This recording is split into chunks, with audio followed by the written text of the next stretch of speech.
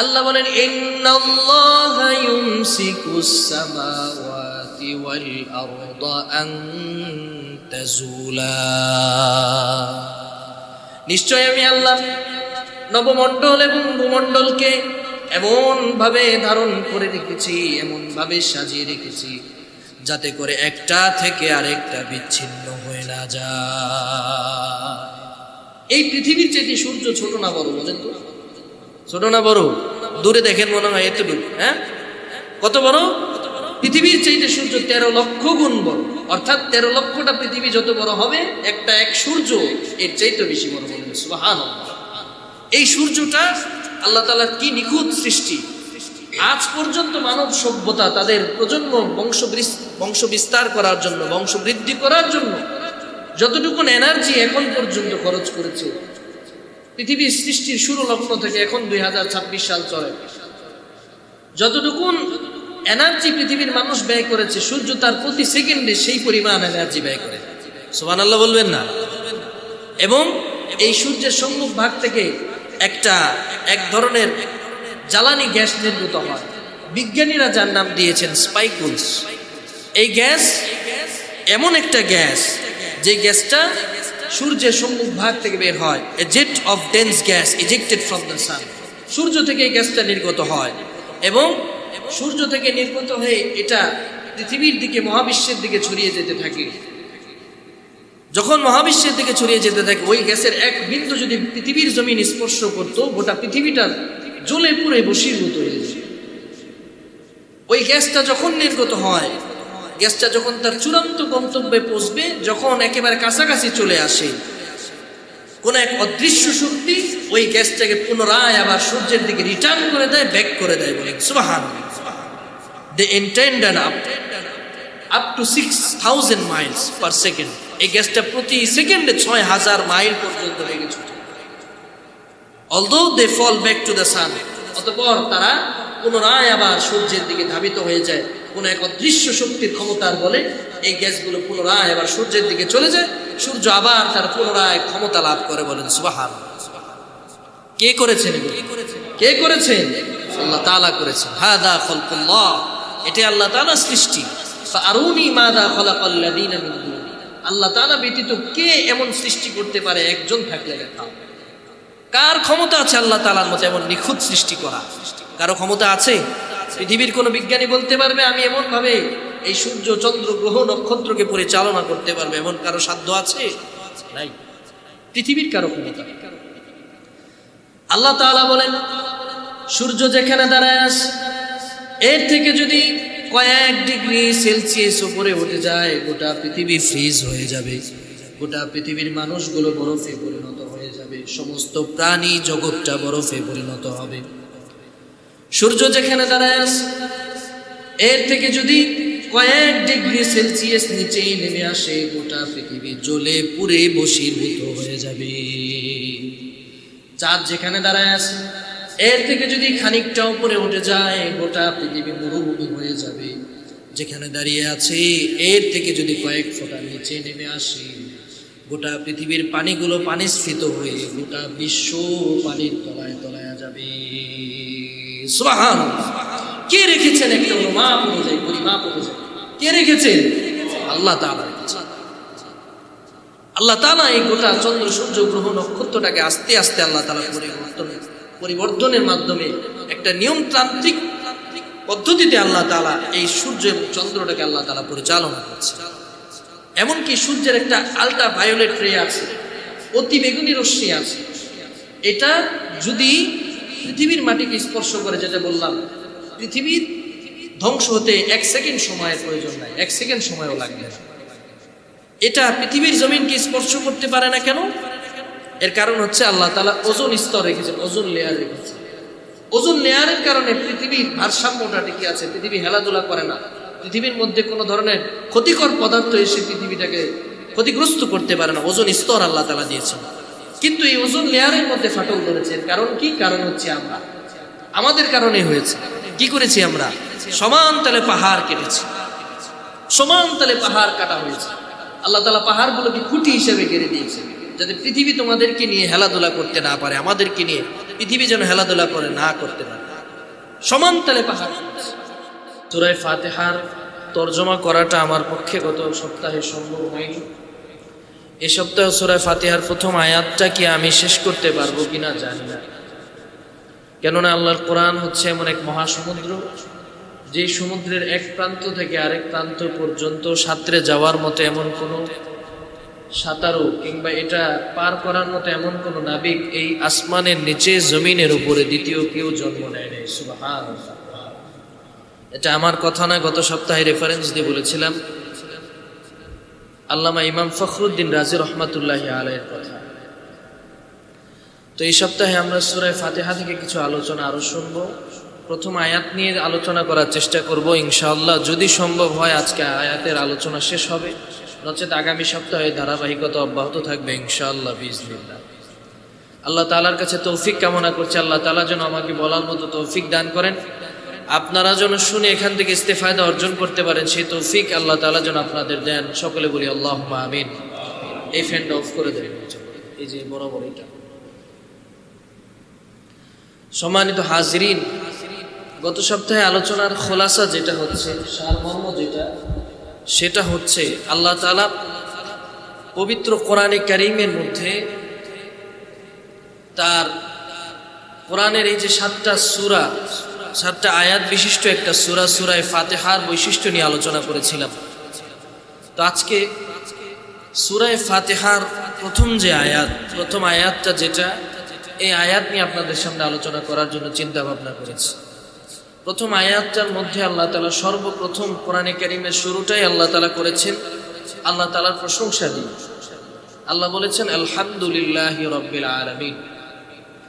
সালিস তরজমা হচ্ছে, সহজ অনুবাদ হচ্ছে সমস্ত প্রশংসা মহান রব্বুল আলামিনের জন্য, যিনি সমস্ত জগতের প্রতিপালক। প্রথম শব্দটাই হচ্ছে আলহামদ। আলহামদ শব্দটা হচ্ছে, এর আবিধানিক অর্থ হচ্ছে গুণকীর্তন কিংবা প্রশংসা। হামদ শব্দের ব্যাখ্যার মধ্যে তাফসিরে মাযহারির মধ্যে আল্লামা সানাউল্লাহ বানীপতি রহমাতুল্লাহি আলাইহি বলেন, হামদ শব্দটা শুকুর শব্দের পরিপূরক। শুকুর শব্দ কাকে বলা হয়? শুকুর শব্দের অর্থ হচ্ছে শুকরিয়া করা, কৃতজ্ঞতা জ্ঞাপন। আর হামদ শব্দটা হচ্ছে শুকরিয়া শব্দের শুকর গুজার হওয়ার পরিপূরক। অর্থাৎ কেউ যদি আল্লাহ তাআলার প্রশংসা না করে, হামদ না করে, তাহলে তার শুকরিয়া আদায় করলেও পরিপূর্ণতা আসে না। এটা তাফসিরে মাযহারির মধ্যে আছে। হামদ শব্দটা শুকুর শব্দের মধ্যে একটা সূক্ষ্ম পার্থক্য আছে। পার্থক্যটা কি? হামদ শব্দ অর্থাৎ হামদ যেটা, সেটা হচ্ছে মানুষের জবানের সাথে খাস, জবানের সাথে বিশেষভাবে এটা সম্পৃক্ত। অর্থাৎ হামদ শুধুমাত্র, গুণকীর্তন শুধুমাত্র জবান দিয়েই করা যায়। আর শুকরিয়া আদায় করার জন্য জবানটা শুধু খাস না, শরীরের অন্য অঙ্গ প্রত্যঙ্গ দিয়েও করা যায়। যেমন আল্লাহ তাআলার কাছে আপনি একটা মানত করেছিলেন যে আল্লাহ, আমার ছেলে যদি অসুস্থতা থেকে সুস্থতা লাভ করে, দুরারোগ্য ব্যাধি থেকে যদি আরোগ্য লাভ করে, তার রোগ যদি নিরাময় হয়, তাহলে আল্লাহ আপনার দরবারে আমি আর শুকরিয়াতান 60টা রোজা রাখি। এটা জবানের সাথে সম্পৃক্ত না, এটা আত্মিক শারীরিক ইবাদত। এটা শুকরিয়াতান আপনি করলেন, কিন্তু প্রশংসা করার জন্য জবান প্রয়োজন হয়। আল্লাহ তাআলার প্রশংসা করতে হবে, এটার জন্য আলাদা কোনো রিজন, আলাদা কোনো কারণ, আলাদা কোনো ইল্লতের প্রয়োজন নাই। আল্লাহ তাআলা আমাকে আপনাকে সৃষ্টি করেছেন, এটাই সবচেয়ে বড় কারণ। আল্লাহ তাআলা যদি আমাকে সৃষ্টি করার পরে কোনো নিয়ামত নাও দিতেন, যত নিয়ামত আমরা ভোগ করছি, কোনোটা যদি না দিতেন, তারপরও আমার আপনার উপরে আবশ্যকীয় কর্তব্য ছিল আল্লাহ তাআলার হামদ করা, আল্লাহ তাআলার গুণকীর্তন করা। এটাই তাফসীরের মধ্যে এসেছে। অর্থাৎ রব যদি আমাকে নিয়ামত নাও দেন, উনি যদি আমার উপরে কোনো করুণা না করেন, ওনার কৃপা যদি আমার উপরে নাও হয়, তারপরও একজন বান্দা হিসেবে, ইমানদার হিসেবে আমার কর্তব্য হলো আল্লাহ তাআলার প্রশংসা করা, হামদ করা। নবী সাল্লাল্লাহু আলাইহি ওয়াসাল্লাম হাদিসের মধ্যে বলেছে, যে ব্যক্তি হামদ করলো, শুকর করার তার কাজের অনেকটাই হয়ে গেল। আর যে প্রশংসা করলো না, হামদ করলো না, তার শুকর গুজারিও ভালোভাবে আদায় হয় না। তো আল্লাহ তাআলা আমার আপনার উপরে যে নিয়ামত দিয়েছেন, যে করুণা আল্লাহ তাআলা আমাকে আপনাকে করেছেন, যত বেশি শুকরিয়া আদায় করব এটা কম হবে। আল্লাহ তাআলা যেই নিয়ামত আমাকে আপনাকে দিয়েছেন, এই নিয়ামত যদি আমরা গুনতে থাকি, গুনতে গুনতে আমার আপনার জীবনের আয়ু শেষ হয়ে যাবে, কিন্তু আল্লাহর নিয়ামত গুনে গুনে শেষ করা সম্ভব। আল্লাহ তাআলা পবিত্র কোরআনে কারীমের 16 নম্বর পারায় এই কথাটা বলেছেন। আল্লাহ বলেন, কুল লাউ কানাল বাহরু মিদাদাল লিকালিমাতি রাব্বি লানাফিদাল বাহরু ক্বাবলা আন তানফাদা কালিমাতু রাব্বি ওয়ালাউ জি'না বিমিসলিহি মাদাদা। আল্লাহ রাব্বুল আলামিন বলেন, হে নবী আপনি বলে দিন, লাউ কানাল বাহরু মিদাদান লিকালিমাতি রাব্বি লানাফিদাল বাহর। এই দুনিয়ার মধ্যে যত সাগর এবং মহাসাগর আছে, যত সাগর এবং মহাসাগর আছে, সমুদ্র আছে, মহাসমুদ্র আছে, ও মুসলমান ভাইয়েরা আমার, আল্লাহ রাব্বুল আলামিন একটা সাগর কিংবা মহাসাগরের কথা বলেন নাই। আল্লাহ বলেন নাই যত সাগর এবং মহাসাগর আছে তার মধ্যে প্রশান্ত মহাসাগর এর কথা বলেন নাই, প্রশান্ত মহাসাগরের কথা বলেন নাই, আটলান্টিক মহাসাগরের কথা বলেন নাই, বাংলাদেশের বঙ্গোপসাগরের কথা বলেন নাই। আল্লাহ বলেছেন যত সাগর এবং মহাসাগর আছে, এই সাগর এবং মহাসাগরের পানিগুলোকে যদি কলমের কালি দ্বারা রূপান্তর করা হয়, আর এগুলো দিয়ে যদি আপনার রবের প্রশংসা লেখা শুরু করা হয়, লিখতে লিখতে এক সময় এই সমুদ্রের পানি অর্থাৎ কলমের কালিগুলো ফুরিয়ে যাবে, প্লান হয়ে যাবে, কিন্তু আপনার রবের প্রশংসা লিখে শেষ করা সম্ভব না।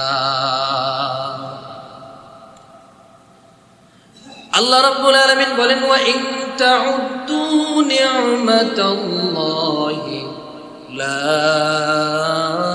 তুহসুহা। আমার নিয়ামত যদি তোমরা গণনা করা শুরু করো, গুনে গুনে আমার নিয়ামত গুনতে গুনতে গুনতে তোমাদের জীবন শেষ হয়ে যাবে, কিন্তু আমার নিয়ামত গুনে গুনে তোমরা কোনোদিন শেষ করতে পারবা না।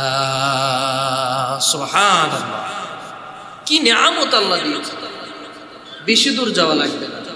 এই যে আমার যে 3.5 হাত বডিটা আছে, এর দিকে তাকালে আল্লাহর নিয়ামত আমরা অনুভব করতে পারবো, বেশি দূরে যাওয়া লাগবে না। আল্লাহ নিজে বলেন, ওয়াফি আনফুসিকুম আফালা তুবসিরুন। আমার নিয়ামত যদি তোমরা দেখতে চাও, বেশি দূরে যাওয়ার প্রয়োজন নাই। ওয়াফি আনফুসিকুম, তোমার মধ্যেই আমি আল্লাহর নিয়ামত আছে। আফালা তুবসিরুন, তোমরা কি দেখতে পাও না? আল্লাহ রাব্বুল আলামিন দেখার জন্য 2টা চোখ দিলেন। পৃথিবীর কোন বিজ্ঞানী কি এমন 2টা চোখ বানাতে পারবে যে চোখের মধ্যে পৃথিবীর সব কিছু আল্লাহ তাআলা ব্যবস্থা করে দিয়েছেন, সেটা দেখার মতো ব্যবস্থা করে দিয়েছেন? পৃথিবীর কোন বিজ্ঞানীর দ্বারা সম্ভব নয়, কোন সায়েন্টিস্টের দ্বারা সম্ভব নয়, কোন ইঞ্জিনিয়ারের দ্বারা সম্ভব নয়, কোন ইন্টেলিজেন্ট এক্সপার্টের দ্বারা সম্ভব নয় 2টা চোখের মতো একটা চোখ বানানো। একটু মনের গভীরে চিন্তা করে দেখেন, মাত্র 1 থেকে 1.5 ইঞ্চির মধ্যে আল্লাহ তাআলা এমন চমৎকার একটা 2টা সার্কুলার বক্স আপনার জন্য ফিট করে দিয়েছেন। পৃথিবীর যত কিছু আছে সব কিছু আপনি দেখলেন, পাহাড় দেখলেন, নদী দেখলেন, খাল দেখলেন, বিল দেখলেন, আপনার নিজের চেহারা দেখলেন, স্ত্রীর চেহারা দেখলেন, যত নিয়ামত আল্লাহ তাআলা যত সৃষ্টি আছে সব কিছু দেখলেন। এরপর যতদিন পর্যন্ত বেঁচে থাকবেন এই চোখের মধ্যে আরো দেখার জায়গা বাকি থেকে যাবে। এরকম চোখ, এমন নিখুঁত মেকানিজম পৃথিবীর কোনো বিজ্ঞানী, কোন ইঞ্জিনিয়ার, কোন সায়েন্টিস্ট, কোন রিসার্চার, কোন গবেষকের দ্বারা নির্মাণ করা, সৃষ্টি করা কোনোদিন সম্ভব না। মাত্র 1 থেকে 1.5 ইঞ্চির মধ্যে আল্লাহ তাআলা এমন চমৎকার 2টা সার্কুলার বক্স দিয়েছে, যার মধ্যে হাতি, ঘোড়া, বাঘ, ভাল্লুক যা কিছু আছে সব কিছু আটলো, আরো খানিকটা জায়গা বাকি আছে। এরকম কোন মিস্ত্রির দ্বারা বানানো সম্ভব, কোন ইঞ্জিনিয়ারের দ্বারা বানানো সম্ভব না, কিন্তু আল্লাহ তাআলা এই নিয়ামত দিয়েছেন। সুবহানাল্লাহ, এটাই আল্লাহ তাআলার নিজের শরীরের মধ্যে আপনি অনুভব করতে পারবেন। একটা মাত্র জিহ্বা আল্লাহ তাআলা দান করলেন, পৃথিবীর কত রকমের খাবার এই একটা জিহ্বার দ্বারা আপনি অনুভব করেন। আপেলের স্বাদ একরকম, বড়ইয়ের স্বাদ একরকম, মাছের স্বাদ একরকম, ফলের স্বাদ একরকম, মিষ্টি স্বাদ একরকম, ঝাল স্বাদ একরকম, গরুর গোশতের স্বাদ একরকম, মুরগির গোশতের স্বাদ একরকম, লইট্টা মাছের স্বাদ একরকম, শুটকি মাছের স্বাদ একরকম। একটা মাত্র জিহ্বার মাধ্যমে আল্লাহ তাআলা পৃথিবীর হাজার হাজার রকমের স্বাদ অনুভব করার শক্তি আমাকে আপনাকে দিয়েছে। কি সুন্দর আল্লাহ তাআলার সৃষ্টি করেন। আল্লাহ বলেন হাযা খালকুল্লাহ, এটাই আমার সৃষ্টি, এগুলাই আমার সৃষ্টি। আমার সৃষ্টি নিয়ে যদি চিন্তা করো, চিন্তা করতে করতে তোমার জীবন অতিক্রম হয়ে যাবে, কিন্তু আমার সৃষ্টি নিয়ে চিন্তা করার মতো শক্তি তোমাদের নাই। সুতরাং আমার শুকরগুজার বান্দা তোমরা। এই যে আমার আপনার শরীরের মধ্যে আল্লাহ তাআলা, এই যে আমার আপনার হাড়ের মধ্যে, এইখান থেকে এই হাড়ের কবজি থেকে কোনই পর্যন্ত যে একটা সোজা একটা হাড় আছে, এটার মধ্যে ভাঁজ করার কোনো সিস্টেম নাই। একটু উল্টা পাল্টা হলে ভেঙে গেলে সারা জীবনের জন্য হাড়টা অচল হয়ে যায়। কিন্তু ঠিক কবজি থেকে এর উপরে এই আঙ্গুলের এতটুক জায়গার মধ্যে কতগুলা ভাঁজ আছে, আপনি কি কখনো চিন্তা করেছেন? চিন্তা করবেন কোনজন, কিলাগিলি কইরেই তো বলবার না। এই হাতের মধ্যে কতগুলা ভাঁজ, এক আঙ্গুলের মধ্যে 3টা 4টা ভাঁজ আছে, এক আঙ্গুলের মধ্যে 3টা ভাঁজ, কবজিতে ভাঁজ, কোনোই ভাঁজ, বাহুতে ভাঁজ। এই ভাঁজগুলো যদি না থাকতো, হাত আর হাত থাকতো না, সব কাটা চামচ হয়ে যেত। একজন আরেকজনের ভাত মাখাইয়া খাইতে পারতেন। ভাত মাখানোর জন্য তো হাত ভাঙার দরকার আছে, হাত ফ্লেক্সিবল হওয়ার দরকার আছে। যদি হাত এরকম ফ্লেক্সিবল না হতো, এটা যদি কাটা চামচের মতো এমন সোজা থাকতো, তাহলে এটা দিয়ে ভাত মাখায় খাওয়া সম্ভব ছিল? কি হইতো তাহলে? একজন আরেকজনকে খাওয়াইতে বসতেন, একজন সামনে বসতেন, আরেকজন সোজা হাতে ভাত ধরতেন, এর মধ্যে মুখের মধ্যে দিতেন, যে কয়টা যেত মুখে বাকি দিন নাকের ছিদ্রের মধ্যে দিতেন। কথা বলেন, বাস্তবতা আছে না? তাহলে হাতের মধ্যে আল্লাহ তাআলা কত নিয়ামত, কত নিখুঁত কারিকার্য করে দিয়েছে। পায়ের দিকে তাকান, পায়ের পাতার মধ্যে যে চামড়াটা আছে, এটা যদি পায়ের উপরে থাকতো তাহলে প্রতি সপ্তাহে আপনার সার্জারি করার দরকার ছিল। অথচ এই পায়ের পাতার মধ্যে, পায়ের নিচে কত ধরনের শক্ত পদার্থ পড়ে। পায়ের পাতার উপরের যে চামড়া, এটার মধ্যে হালকা একটু আঁচড় লাগলে কেটে যায়, ব্যথা অনুভব হয়। কিন্তু পায়ের নিচের পাতার যে মোটা চামড়াটা আছে, এটার মধ্যে কত ধরনের কত পদার্থ লাগে, কিন্তু কোনোদিন ব্যথা অনুভব হয় না। এই মাত্র 2 থেকে 2.5 ইঞ্চির ব্যবধানের মধ্যে চামড়ার মধ্যে যে ডিফারেন্সটা যিনি করে দিলেন, তিনি কে? আল্লাহর নিয়ামত চিন্তা করে করে আপনি কুল পাবেন। এত সুন্দর নিয়ামত আল্লাহ তাআলা আমাকে আপনাকে দিয়েছে। আল্লাহ বলছেন ওয়াফি আনফুসিকুম আফালা তুবসিরুন, তোমার মধ্যে তুমি তাকাও, তোমার মধ্যে তুমি তাকাও, আমার নিয়ামতকে তুমি বুঝতে পারবা, অনুভব করতে পারবা। বেশি দূরে যাওয়ার প্রয়োজন নেই। এই জন্য আল্লাহ তাআলা তার শুকরিয়া আদায় করতে বলেছেন। উদাহরণ দিলে আরো অনেক উদাহরণ দিয়ে যান। আল্লাহ বলেছেন যে তোমার মধ্যে তুমি তাকাও। এই যে আমার আপনার যে মানব দেহের যে বডি আছে, এটার মধ্যে কত হাজার শিরা উপশিরা আছে, আপনি কি জানেন? আপনার আমার তো জানার কোনো সুযোগ নাই, কিন্তু বিজ্ঞানীরা, মেডিকেল সায়েন্টিস্টরা গবেষণা করেছে, এক আঙ্গুলের মধ্যে কতগুলো ব্লাড সেল আছে, রক্তকণিকা আছে।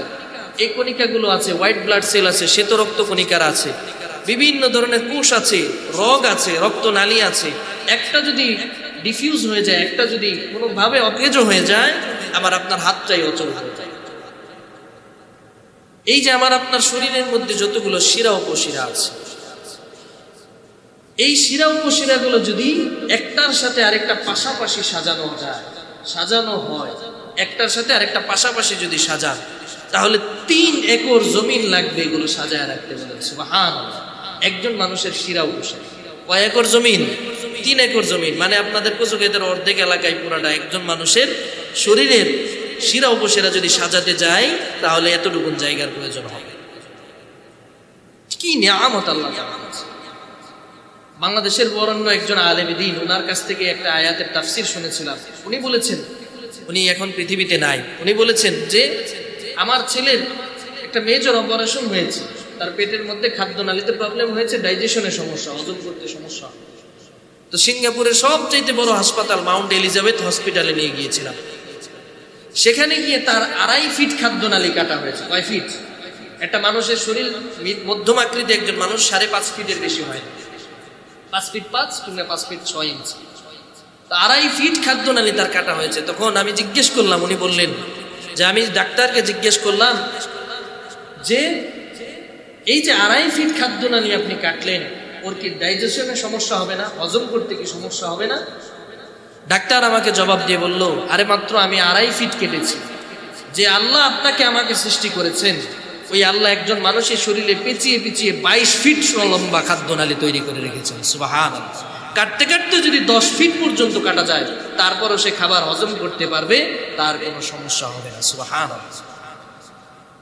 আমার আপনার অনেক সময় অনেকের হার্ট অ্যাটাক হয় না? হার্ট অ্যাটাক গত সপ্তাহের আগের সপ্তাহে একজনের জন্য দোয়া করলাম। ওনার বোন আমেরিকাতে সার্জারি হবে, বাইপাস অপারেশন, হার্টের অবস্থা খুব খারাপ। এই বাইপাস অপারেশন কেন করা লাগে? আমাদের শরীরের এই হার্টের পাশে যেই পাম্পিংটা হয়, এই পাম্পিংটার জন্য সংকোচন সম্প্রসারণ একটা পাম্পিং হয় হার্টের। সংকোচন সম্প্রসারণ, সংকোচন সম্প্রসারণ এমন পাম্পিং হয়। যখন রক্তের কণিকাগুলোর মধ্যে, এই রগেরগুলোর মধ্যে, এই সেলসগুলোর মধ্যে যখন চর্বি জমে, চর্বি জমলে কি হয়? তখন ব্লাড আর সার্কুলেট হতে পারে না। রক্ত কণিকার মধ্যে, রক্তের সেলগুলোর মধ্যে, কোষগুলোর মধ্যে তখন চর্বি জমে যায়। এই তখন হার্ট অ্যাটাকের একটা সম্ভাবনা তৈরি হয়। কারণ মানুষ খাওয়ার সময় তো আর চিন্তা করে খায় না কি খাচ্ছি না খাচ্ছি। খাওয়ার সময় জন্মের খাওয়া খায়, খাইতে খাইতে খাইতে খাইতে দেশটা শুদ্ধা খাইয়া ফেলাইছে, এমন লোক আছে না নাই? কথা বলেন, আছে না নাই? একেবারে জন্মের খাওয়া খায়, কোনো চিন্তা করে না যে এটা খেলে আমার ক্ষতি হবে না, উপকার হবে, এটা আমার শরীরের জন্য কতটুকু স্বাস্থ্যসম্মত, এটা আর চিন্তা করে না।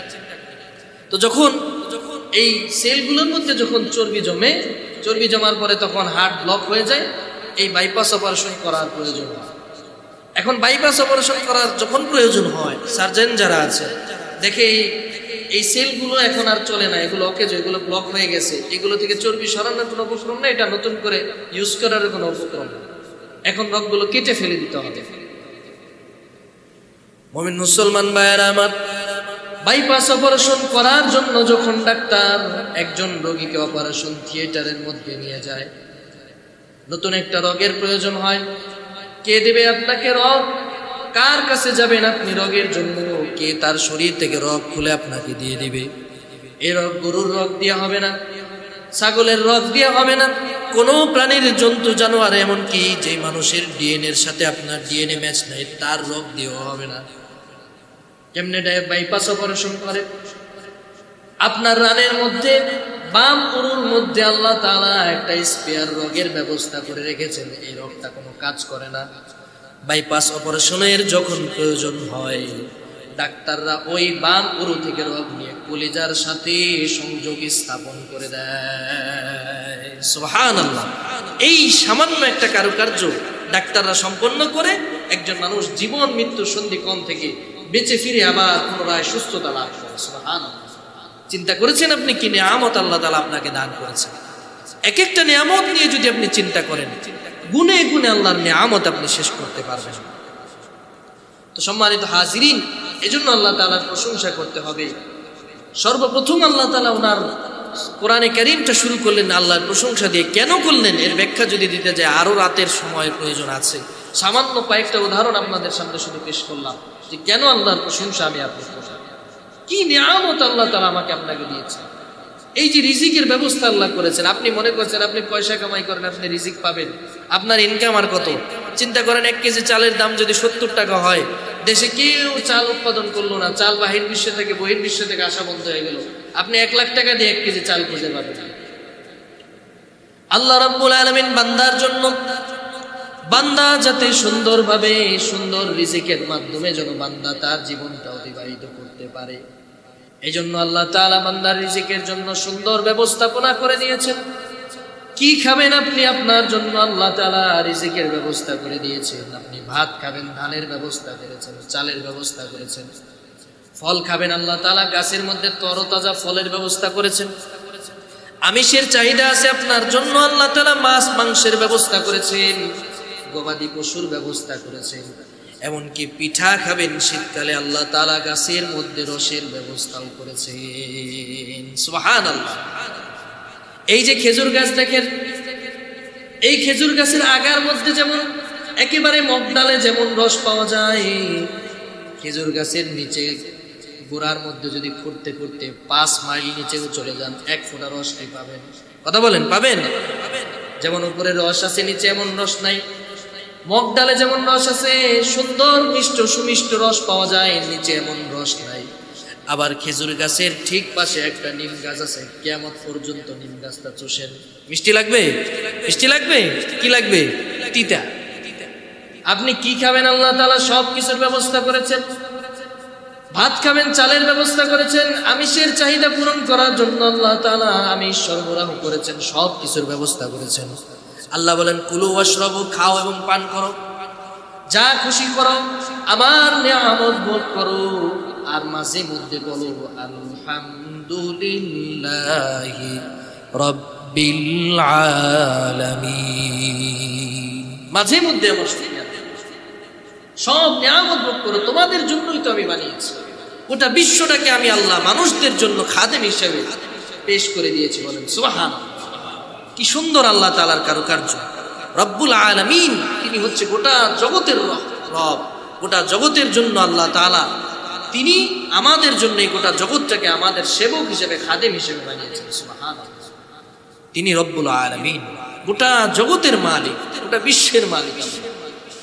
এত সুন্দর আল্লাহ তাআলা আমার আপনার জন্য নিয়ামত ব্যবস্থা করেছেন। একটা একটা বলতে গেলে এক এক ঘন্টার প্রয়োজন।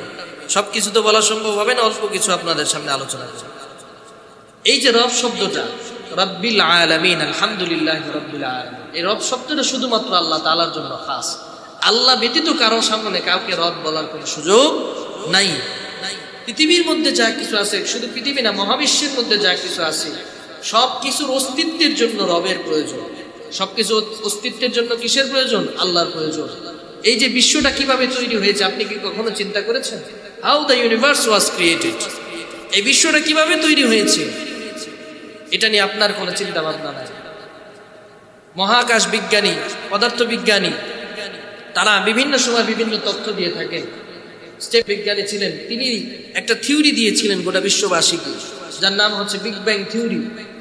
উনি বলেছিলেন যে এই গোটা বিশ্বগুলো একটা ধাতু অবস্থায় ছিল, একটা পদার্থ অবস্থায় ছিল। সেখান থেকে এই বিশ্বটাকে একটা হঠাৎ বিস্ফোরণ হলো, বিস্ফোরণের মাধ্যমে এই বিশ্বটা তৈরি হয়েছে। মাত্র কয়েক বছর আগে, ধরেন 100 বছর আগে এই থিওরিটা উনি দিয়েছেন, কথার কথা। কিন্তু পবিত্র কোরআনে হাকিমের মধ্যে আল্লাহ তাআলা 1500 বছর আগেই এই বিশ্ব সৃষ্টির ফর্মুলা আল্লাহ তাআলা কোরআনের মধ্যে দিয়েছেন। সুবহানাল্লাহ বলবেন না?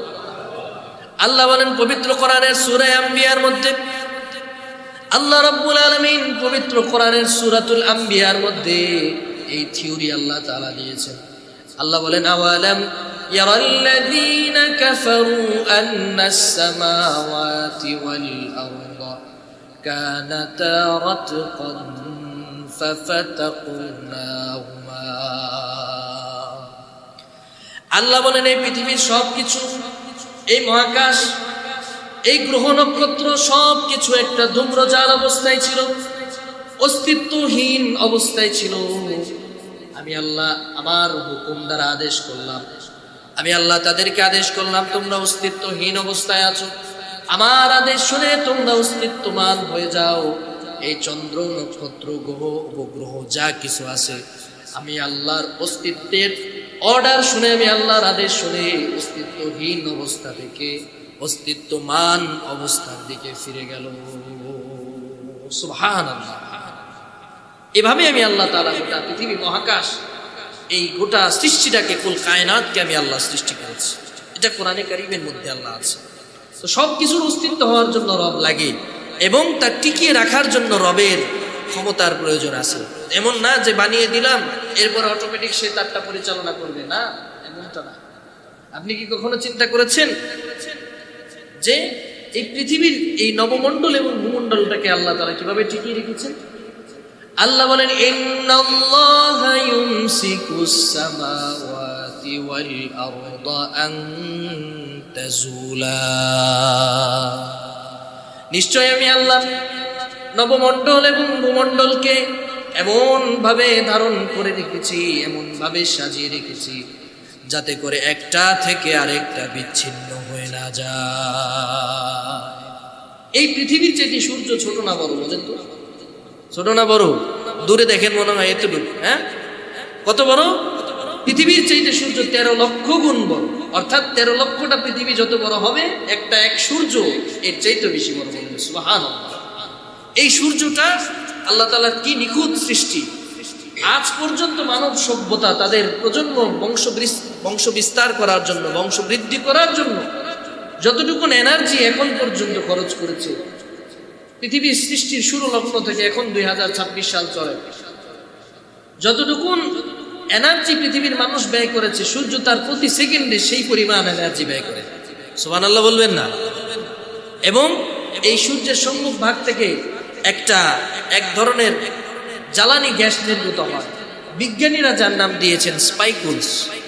এই গ্যাস এমন একটা গ্যাস যে গ্যাসটা সূর্যের সম্মুখ ভাগ থেকে বের হয়, a jet of dense gas ejected from the সান।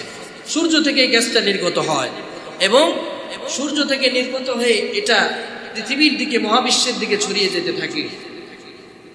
যখন মহাবিশ্বের দিকে ছড়িয়ে যেতে থাকে, ওই গ্যাসের এক বিন্দু যদি পৃথিবীর জমিন স্পর্শ করত, গোটা পৃথিবীটা জ্বলে পুড়ে বশীভূত হয়ে যায়। ওই গ্যাসটা যখন নির্গত হয়, গ্যাসটা যখন তার চূড়ান্ত গন্তব্যে পৌঁছবে, যখন একেবারে কাছাকাছি চলে আসে, কোন এক অদৃশ্য শক্তি ওই গ্যাসটাকে পুনরায় আবার সূর্যের দিকে রিটার্ন করে দেয়, ব্যাক করে দেয়। বলে সুবহানাল্লাহ। They intended up to 6000 miles per second. এই গ্যাসটা প্রতি সেকেন্ডে 6000 মাইল পর্যন্ত বেগে ছুটে। Although they fall back to the sun, অতঃপর তারা পুনরায় আবার সূর্যের দিকে ধাবিত হয়ে যায়। কোন এক অদৃশ্য শক্তির ক্ষমতার বলে এই গ্যাসগুলো পুনরায় আবার সূর্যের দিকে চলে যায়, সূর্য আবার তার পুনরায় ক্ষমতা লাভ করে। বলেন সুবহানাল্লাহ। কে করেছেন? কে করেছেন? আল্লাহ তাআলা করেছেন। হাদা খালকুল্লাহ, এটা আল্লাহ তাআলার সৃষ্টি। ফাআরুনি মাযা খালাকাল্লাযীনা মিন দুনি, আল্লাহ তাআলা ব্যতীত কে এমন সৃষ্টি করতে পারে? একজন থাকলে দেখা। কার ক্ষমতা আছে আল্লাহ তাআলার মতো এমন নিখুঁত সৃষ্টি করা? কারো ক্ষমতা আছে? পৃথিবীর কোন বিজ্ঞানী বলতে পারবে আমি এমন ভাবে এই সূর্য, চন্দ্র, গ্রহ, নক্ষত্রকে পরিচালনা করতে পারবে? এমন কারো সাধ্য আছে? নাই। পৃথিবীর কারো ক্ষমতা। আল্লাহ তাআলা বলেন, সূর্য যেখানে দাঁড়ায় আছে, এর থেকে যদি কয়েক ডিগ্রি সেলসিয়াস উপরে উঠে যায়, গোটা পৃথিবী ফ্রিজ হয়ে যাবে, গোটা পৃথিবীর মানুষগুলো বরফে পরিণত হয়ে যাবে, সমস্ত প্রাণী জগৎটা বরফে পরিণত হবে। সূর্য যেখানে দাঁড়ায় আছে, এর থেকে যদি কয়েক ডিগ্রি সেলসিয়াস নিচে নেমে আসে, গোটা পৃথিবী জ্বলে পুড়ে বশীভূত হয়ে যাবে।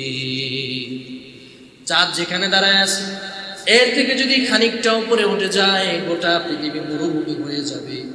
যেখানে দাঁড়িয়ে আছে, এর থেকে যদি কয়েক ফোঁটা নিচে নেমে আসে, গোটা পৃথিবীর পানিগুলো পানিস্ফীত হয়ে গোটা বিশ্ব পানির তলায় তলায় যাবে। সুবহানাল্লাহ।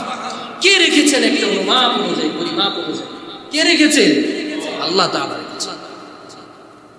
আল্লাহ তাআলা এই গোটা চন্দ্র, সূর্য, গ্রহ, নক্ষত্রটাকে আস্তে আস্তে আল্লাহ তাআলা পরিবর্তনের মাধ্যমে একটা নিয়মতান্ত্রিক পদ্ধতিতে আল্লাহ তাআলা এই সূর্য এবং চন্দ্রটাকে আল্লাহ তাআলা পরিচালনা করছে। এমনকি সূর্যের একটা আল্ট্রা ভায়োলেট রে আছে, অতি বেগুনি রশ্মি আছে। এটা যদি পৃথিবীর মাটিকে স্পর্শ করে, যেটা বললাম, পৃথিবীর ধ্বংস হতে 1 সেকেন্ড সময়ের প্রয়োজন নাই, 1 সেকেন্ড সময়ও লাগবে না। এটা পৃথিবীর জমিনকে স্পর্শ করতে পারে না কেন? এর কারণ হচ্ছে আল্লাহ তাআলা ওজোন স্তর রেখেছেন, ওজোন লেয়ার রেখেছেন। ওজোন লেয়ারের কারণে পৃথিবীর ভারসাম্যটা টিকে আছে, পৃথিবী হেলাধুলা করে না, পৃথিবীর মধ্যে কোনো ধরনের ক্ষতিকর পদার্থ এসে পৃথিবীটাকে ক্ষতিগ্রস্ত করতে পারে না। ওজোন স্তর আল্লাহ তাআলা দিয়েছেন। কিন্তু এই ওজোন লেয়ারের মধ্যে ফাটল ধরেছে। এর কারণ কি? কারণ হচ্ছে আমরা, আমাদের কারণে হয়েছে। কি করেছি আমরা? সমান তালে পাহাড় কেটেছি, সমান তালে পাহাড় কাটা হয়েছে। আল্লাহ তাআলা পাহাড়গুলোকে খুঁটি হিসেবে গেড়ে দিয়েছে, যাতে পৃথিবী তোমাদেরকে নিয়ে হেলাধুলা করতে না পারে, আমাদেরকে নিয়ে পৃথিবী যেন হেলাধুলা করে না করতে পারে। সমান তালে পাহাড় কেটেছে। এই যে পরিবেশ দূষণের জন্য আমরাই দায়ী। কনস্ট্রাকশন, বিল্ডিং এর কাজগুলো সমান তালে হচ্ছে, কিন্তু গাছ লাগানো হচ্ছে না, গাছ কাটছে। আল্লাহর হাবিব সাল্লাল্লাহু আলাইহি ওয়াসাল্লাম হাদিসে পাকের মধ্যে ইরশাদ করেন, গাছ লাগানো কোন মুমিনের জন্য, কোন মুমিনের জন্য গাছ লাগানো সদকার মতো সওয়াব। বলেন সুবহানাল্লাহ। গাছকে আল্লাহ রাব্বুল আলামিন প্রাণী জগতের এমন বন্ধু বানায় দিলেন, আমাদের জন্য যেটা বিষ, গাছের জন্য সেটা খাদ্য। আমরা কার্বন ডাই অক্সাইড ছেড়ে পবিত্র অক্সিজেন গ্রহণ করি, অক্সিজেনের মতো পবিত্র গ্যাস আমরা গ্রহণ করি, আর কার্বন ডাই অক্সাইডের মতো বিষাক্ত পদার্থ ছাড়ি। এই কার্বন ডাই অক্সাইডকে গাছ খাদ্য হিসেবে গ্রহণ করে নেয়। গাছের পাতার যে সবুজ রং আর সূর্যের যে আলোর তাপ, সূর্যের উত্তাপ আর গাছের পাতার সবুজ রং দুটিতে মিলে এক রন্ধন প্রক্রিয়ার মাধ্যমে, আল্লাহ তাআলার কুদরতের মাধ্যমে ওই গাছ প্রতি সেকেন্ডে ওই কার্বন ডাই অক্সাইডকে অক্সিজেনে রূপান্তর করে আবার ছেড়ে দেয়। কার সৃষ্টি এগুলো? আল্লাহ তাআলার সৃষ্টি। আল্লাহর নবী সাল্লাল্লাহু আলাইহি ওয়াসাল্লাম বলেছেন, গাছ প্রাণী জগতের বন্ধু। কিয়ামত যদি সংঘটিত হয়ে যায়, কিয়ামতের ইসরাফিলের সিংগার ফুঁকের আওয়াজ যদি তোমরা পাও, ওই সময় যদি তোমাদের হাতে কোনো গাছের চারা থাকে, ইসরাফিলের সিংগার ফুঁকের আওয়াজ যদি তোমরা পাও, তারপরেও তোমরা ওই চারা রোপণ করে দেওয়ার মতো ব্যবস্থা করো।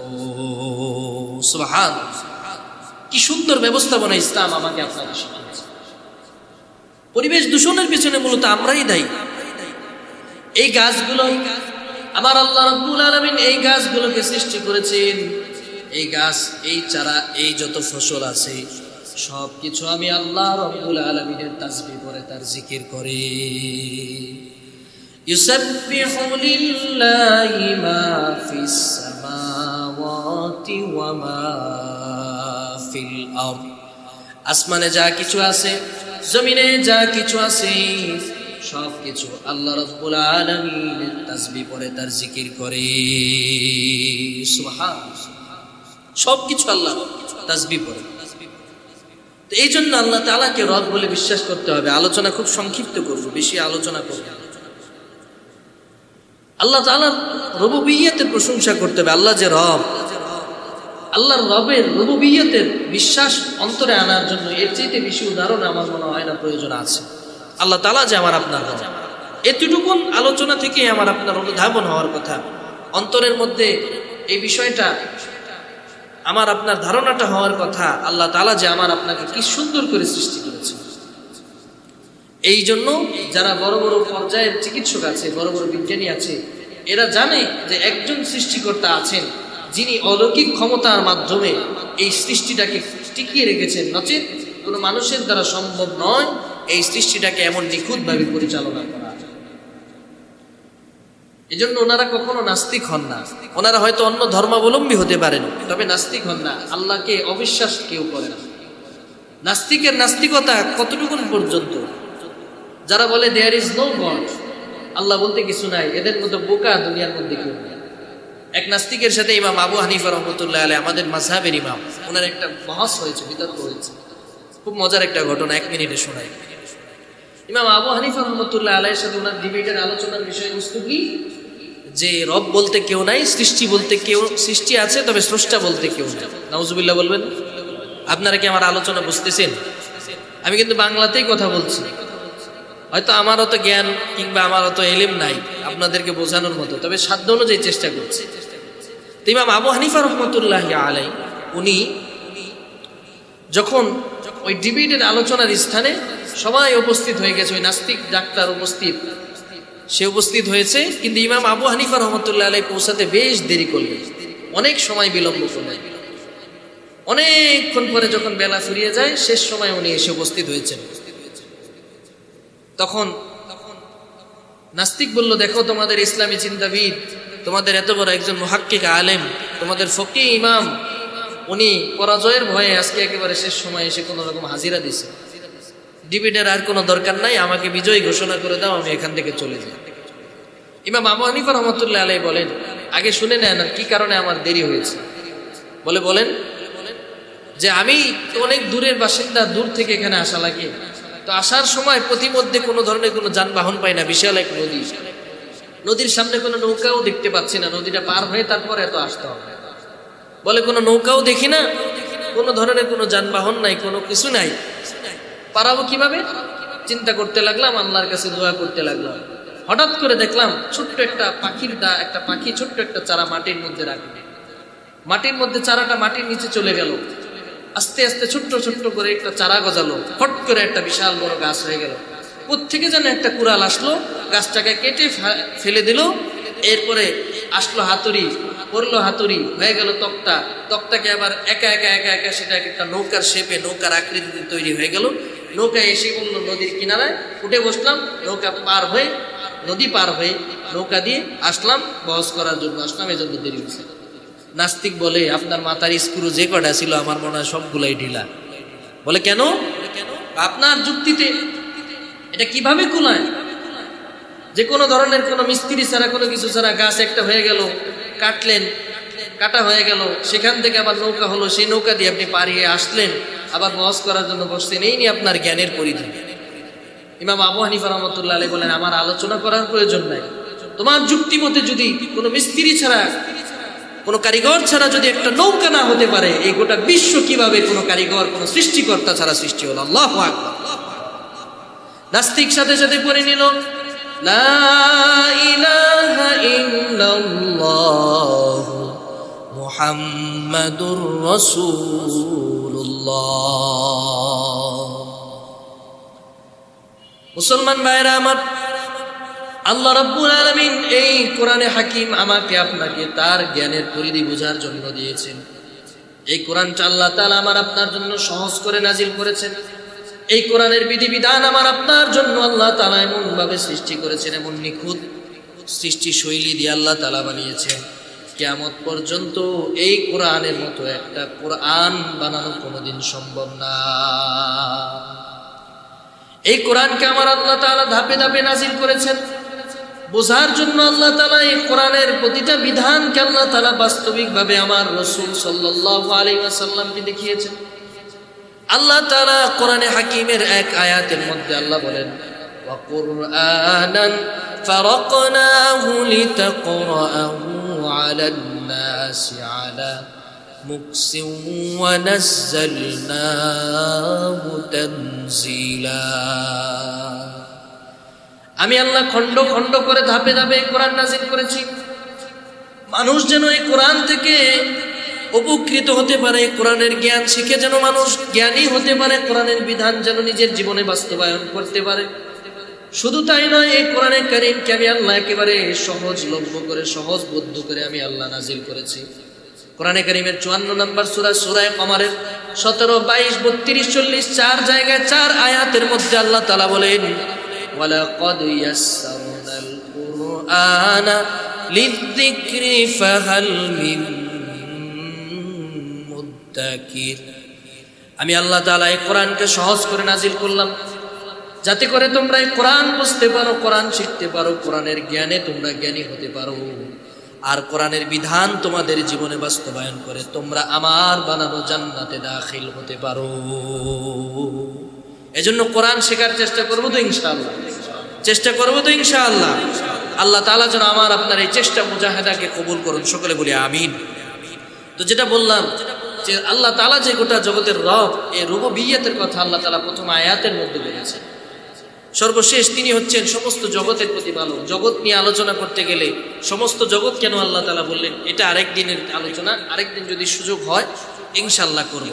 হযরত কাব ইবনে আহবার রাদিয়াল্লাহু তাআলা আনহু বলেন, আলম বলতে আল্লাহ তাআলা কতগুলো জগৎ বুঝিয়েছেন, এবং এই আলমের মধ্যে, জগতের মধ্যে আল্লাহ তাআলার কতগুলো সৃষ্টি আছে, কত হাজার লক্ষ কোটি কোটি সৃষ্টি আছে, এটা কিয়ামত পর্যন্ত কোনো মানুষ বের করে শেষ করতে পারবে না। তবে মানুষ যতই গভীরে যাবে, মানুষ নতুন নতুন তথ্য খুঁজে পাবে। সুবহানাল্লাহ বলবেন। এই আমার আপনার মতো মানুষ, আমরা হচ্ছে আশরাফুল মাখলুকাত, কিন্তু মানুষ ব্যতীত পৃথিবীর মধ্যে বিজ্ঞানীর এখন পর্যন্ত প্রায় 10 লক্ষ প্রজাতির প্রাণী খুঁজে বের করেছে। মানুষদের বৈজ্ঞানিক নাম হচ্ছে হোমো সেপিয়েন্স। এর পূর্বে আরো এক জাতি ছিল যাদেরকে হোমো হ্যাবিলিটস, হোমো ইরেক্টাস বলা হতো। বিভিন্ন জাতি ছিল মানব জাতির। এই রেভলিউশন, ইতিহাসের পরিবর্তনের মাধ্যমে মানুষ হোমো সেপিয়েন্স হয়েছে। এছাড়া পৃথিবীতে আরো কত ধরনের প্রজাতি আছে, এটা আমার আপনার এখন পর্যন্ত বিজ্ঞান পরিপূর্ণভাবে রিসার্চ করে বের করে তারা একান্ত হতে পারে না যে পৃথিবীতে এত লক্ষ প্রজাতির প্রাণী আছে। মাত্র 10 লক্ষ বের করতে পেরেছে। কোনো কোনো জায়গায় পাওয়া যায় যে মাত্র 5% তারা গবেষণা করে এখন পর্যন্ত সক্ষম হয়েছে। মানে 95% সৃষ্টি সম্পর্কে তাদের কোনো ধারণাই নেই। সুবহানাল্লাহ বলবেন না? এটা নিয়ে আরেকদিন আলোচনা হবে ইনশাআল্লাহ ইন ডিটেইল। তো সর্বশেষ একটা বিষয়, আমার সোশ্যাল মিডিয়া ঘাঁটতে ঘাঁটতে একটা বিষয় আমি দেখলাম যে পৃথিবীর বিখ্যাত একজন চিত্রকর যার নাম হচ্ছে লিওনার্দো দা ভিঞ্চি। যারা ইতিহাস নিয়ে প্রত্নতাত্ত্বিক পড়াশোনা যারা করেছেন তারা জানেন পৃথিবীর মধ্যে সবচাইতে বড় দামি চিত্রকর ছিলেন লিওনার্দো দা ভিঞ্চি, যিনি পৃথিবীর মধ্যে সবচাইতে সুন্দর এবং দামি একটা চিত্রশিল্পী চিত্রকর্ম এঁকেছেন। মোনালিসা দ্য লাস্ট সাপার একটা চিত্র উনি এঁকেছেন। মোনালিসার একটা ছবি, যেটা পৃথিবীর মধ্যে সবচাইতে দামি পেইন্টিং, সবচাইতে দামি চিত্র একটা। উনি প্রায় পৃথিবীতে আরো 500 বছর আগে পৃথিবী থেকে চলে গিয়েছে। উনি একটা চিত্র এঁকেছিলেন। এই চিত্রের মধ্যে কি ছিল? চিত্রের মধ্যে ছিল এই যে বর্তমানে যে ড্রোনগুলো আমরা দেখি, এই ড্রোনের ছবি উনি প্রায় 500 বছর আগে এঁকে দিয়ে গেছে। বিজ্ঞানীরা এটা নিয়ে গবেষণা করেছে যে উনি 500 বছর আগে যখন হেলিকপ্টার, প্লেন, বিমান, রকেট এগুলোর কোনো নাম গন্ধই ছিল না, এত সুন্দর নিখুঁত ডিজাইন, ব্লু প্রিন্টের মতো একটা ডিজাইন উনি কিভাবে আঁকলেন? বিজ্ঞান এটার কোনো ব্যাখ্যা দিতে পারেনি, কিন্তু কোরআনের মধ্যে, হাদিসের মধ্যে ঘেটে এই জিনিসটার ব্যাখ্যা আমি খুঁজে পেয়েছি। লিওনার্দো দা ভিঞ্চি যে চিত্রটা এঁকেছিলেন এই 500 বছর আগে হেলিকপ্টারের মতো, ড্রোনের মতো একটা ডিজাইন, যেটাকে বিজ্ঞান 2019 সালে এই যে আলট্রা টেকনোলজিক্যাল যে ড্রোনগুলো এখন বের হয়েছে, দামি দামি ড্রোন, 2 লক্ষ 3 লক্ষ টাকা দামের ড্রোন, এই ড্রোনগুলো বিভিন্ন উপর থেকে দূরে দূরে দূরে দূরে সুন্দর সুন্দর ক্লিয়ার ফুটেজ নেয়, সুন্দর দৃশ্যের ছবিগুলো আমরা সোশ্যাল মিডিয়ার মধ্যে দেখতে পাই। এই ড্রোনের ছবিটা উনি 500 বছর আগে এঁকে দিয়ে গিয়েছেন। উনি কিভাবে দেখলেন? বিজ্ঞানের মধ্যে এর কোনো ব্যাখ্যা নাই। অনেকে তাকে ভবিষ্যতের মানুষ হিসেবে আখ্যায়িত করেছে, অনেকে বলে ওনার কাছে আলট্রা সুপার টেকনোলজিক্যাল কোনো থিওরি ওনার কাছে ছিল, কিংবা উনি কোনো ধরনের স্পিরিচুয়াল কোনো ক্ষমতার অধিকারী হয়েছেন। এক একজন এক এক ধরনের মন্তব্য করেন, কিন্তু কোরআন এবং সুন্নাহ অনুযায়ী ঘেটে পাওয়া যায় এটার ব্যাখ্যা কোরআন এবং সুন্নাহ অনুযায়ী আছে। ব্যাখ্যাটা কি? মানুষ যখন ঘুমায়, একটা মানুষ যখন ঘুমায়, তার শরীর থেকে তার রূহটা আলাদা হয়ে যায়। এই রূহটা যখন আলাদা হয়, এই রূহটা তখন বাহিরে ঘোরাঘুরি করতে থাকে। এটা পৃথিবীর বিভিন্ন প্রান্তে ঘুরে। এক সময় আল্লাহ তাআলা একটা জায়গার মধ্যে আলমে মিসাল বলা হয়, একটা জগৎ আল্লাহ তাআলা আলাদা বানিয়ে রেখেছেন, যেই জগতের মধ্যে পৃথিবীর এখন পর্যন্ত যা কিছু ইনভেন্টেড হয়েছে, যা কিছু আবিষ্কৃত হয়েছে, ইন ফিউচার ভবিষ্যতে যা কিছু আবিষ্কার করা হবে, সব কিছুর একটা স্যাম্পল মডেল আল্লাহ তাআলা সেখানের মধ্যে রেখে দিয়েছেন। সুবহানাল্লাহ বলবেন। এটা আপনি কোরআন হাদিস নিয়ে গবেষণা করলে তথ্যগুলো আপনি পাবেন। বিভিন্ন তাফসীরের মধ্যে অনেক ইসলামী মনীষী এই ব্যাপারে আলোচনা করেছে। তো মানুষের রূহটা যখন ঘুমায়, সে তখন বিভিন্ন জায়গায় ঘুরে, কিছু কিছু রূহ ওই আলমে আরওয়াহ, ওই আলমে মিসাল পর্যন্ত যায়। সেখানে গিয়ে ওই জায়গার বিভিন্ন জিনিস সে দেখতে পায়। তা আমার ব্যাখ্যা অনুযায়ী, থিওরি অনুযায়ী এটা আমি বুঝতে পারলাম যে লিওনার্দো দা ভিঞ্চি যখন ঘুমিয়েছিলেন, হতে পারে তার রূহটা সে আলমে মিসাল পর্যন্ত গিয়েছে। সেখান থেকে এই ড্রোনের টেকনোলজিক্যাল একটা স্থির চিত্র, একটা ছবির একটা ইমেজ সে তার অন্তরের মধ্যে গেঁথে নিয়েছে। ঘুম থেকে যখন সে উঠেছে, ওই জিনিসটা কল্পনা করে করে সে এত সুন্দর একটা ডিজাইন সে রেখে গিয়েছে, এঁকে গিয়েছে, যেটা দেখে পৃথিবীর মানুষ এখন আলট্রা টেকনোলজিক্যাল, সুপার টেকনোলজিক্যাল একটা ড্রোনের একটা ফর্মুলা তারা তৈরি করে গোটা বিশ্ববাসীকে তাক লাগিয়ে দিয়েছে। সুবহানাল্লাহ বলবেন। এটা ইসলামের থিওরি দিয়ে আপনি বুঝতে পারবেন।